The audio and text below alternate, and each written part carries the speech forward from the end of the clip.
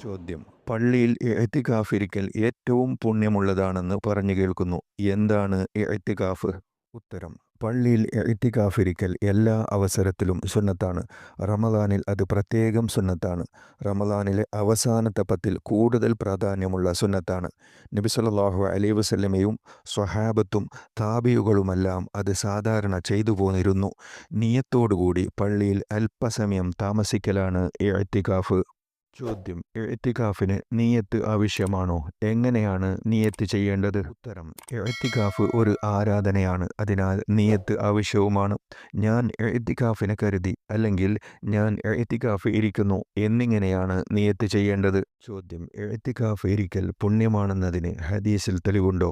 വെറുതെ ഇരുന്നത് കൊണ്ട് എന്താണ് കാര്യം? ഉത്തരം: ഹദീസിൽ തെളിവുണ്ട്. ബുഖാരി, അബൂദാവൂദ്, ഇബ്നു മാജ തുടങ്ങിയവർ ഉദ്ധരിച്ച ഒരു ഹദീസിൽ ഇങ്ങനെ കാണാം: നബി സല്ലല്ലാഹു അലൈഹി വസല്ലം എല്ലാ റമദാൻ മാസത്തിലും 10 ദിവസം ഇഅ്തികാഫ് ഇരുന്നിരുന്നു.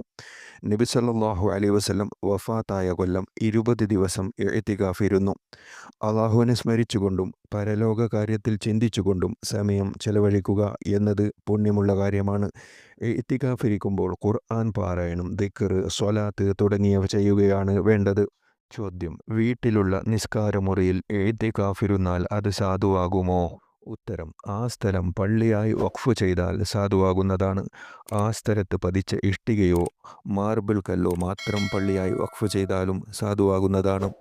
ആയിഷ റളിയല്ലാഹു അൻഹ പറയുന്നു: വീടുകളിൽ പള്ളികൾ എടുക്കാനും അത് വൃത്തിയാക്കി സൂക്ഷിക്കുവാനും ആ സ്ഥലം പരിമളമുള്ളതാക്കുവാനും നബി സല്ലല്ലാഹു അലൈഹി വസല്ലം കൽപ്പിച്ചു. ചോദ്യം: ഒരാൾ ദർസ് നടത്താനോ മറ്റോ പള്ളിയിൽ നിശ്ചിത സ്ഥലത്തിരുന്നു. തിരിച്ചു വരണമെന്ന ഉദ്ദേശത്തോടെ അവിടെ നിന്ന് എഴുന്നേറ്റ് പുറത്തുപോയി. എങ്കിൽ തിരിച്ചു വരുമ്പോൾ ആ സ്ഥലത്തിന് അയാൾക്ക് അവകാശമുണ്ടോ? ഉത്തരം: പുറത്തുപോയ സമയം ഏറെ ദീർഘിച്ചിട്ടില്ലെങ്കിൽ അയാൾക്ക് ആ സ്ഥലത്തിന് അവകാശമുണ്ടായിരിക്കും.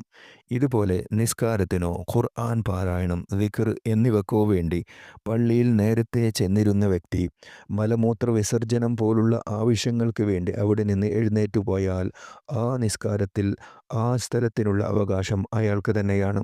കുട്ടികൾക്ക് പോലും ഈ അവകാശമുണ്ട്. അവിടെ നിന്ന് എഴുന്നേറ്റു പോകുമ്പോൾ തൻ്റെ മേൽമുണ്ട് അവിടെ ഇട്ടില്ലെങ്കിലും വിരോധമില്ല. അപ്പോൾ അയാളുടെ അനുമതിയോ അയാൾക്ക് ഇഷ്ടമായിരിക്കുമെന്ന ധാരണയോ ഇല്ലാതെ ഈ വസ്തുത അറിയുന്നവർ അവിടെ ഇരിക്കൽ ഹറാമാണ്. പക്ഷേ ഇഖാമത്ത് കൊടുക്കുകയും ജനങ്ങൾ നിസ്കാരത്തിന് അണിനിരക്കുകയും ചെയ്തിട്ടും ആ സ്ഥലം ഒഴിഞ്ഞുകിടക്കുകയാണെങ്കിൽ അണി പൂർത്തിയാക്കാൻ മറ്റുള്ളവർ ആ വിടവ് നികത്തേണ്ടതാണ്. ചോദ്യം: ഇഅ്തികാഫ് ഇരിക്കുക തന്നെ വേണോ? ഉത്തരം: അത് ഒരു പ്രയോഗമാണ്. അല്ലാതെ ഇഅ്തികാഫിന്റെ പ്രതിഫലത്തിന് പള്ളിയിൽ ഇരിക്കണമെന്നില്ല. നിന്നാലും കിടന്നാലും ഉറങ്ങിയാലും ഇഅ്തികാഫിന്റെ പ്രതിഫലം ലഭിക്കും. ചോദ്യം: പള്ളിയിൽ വെച്ച് ഭൗതിക കാര്യങ്ങൾ സംസാരിക്കുന്നതിൻ്റെ മതവിധി എന്ത്? ഇന്ന് നാം സാധാരണയായി നിക്കാഹിന് വേണ്ടി പള്ളിയിൽ ഒരുമിച്ച് കൂടുമ്പോഴും മറ്റും പള്ളിയിൽ വെച്ച് കണ്ടുമുട്ടുമ്പോൾ എന്തൊക്കെയാണ് വിശേഷം? കച്ചവടം എങ്ങനെയുണ്ട്? കെട്ടിച്ച മകൾ വീട്ടിലുണ്ടോ? എന്നിങ്ങനെയുള്ള ഭൗതിക കാര്യങ്ങൾ പള്ളിയിൽ വെച്ച് സംസാരിക്കാറുണ്ടല്ലോ. അതിൻ്റെ മതവിധി എന്ത്?